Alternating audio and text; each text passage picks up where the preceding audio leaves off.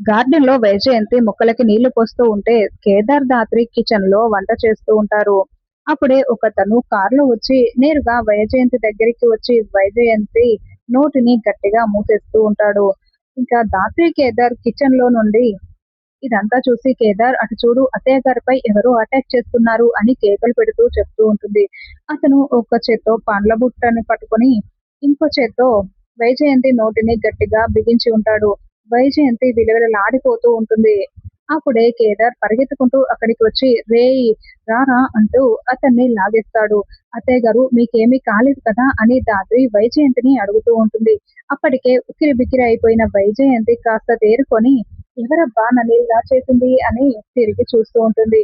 ఈ పాటికే కేదార్ వాడి కాలర్ పట్టుకొని ఎవర్రా నువ్వు అని గట్టిగా నిలదీస్తూ ఉంటాడు.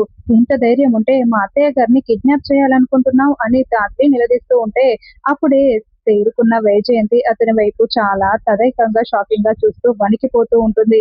కేదార్ వాడి కాలర్ పట్టుకొని రాత్రి నువ్వు ముందు వెళ్ళి పోలీసులకి ఫోన్ చేయి వీన్ని వదిలిపెట్టకూడదు అని చెప్తూ ఉంటాడు.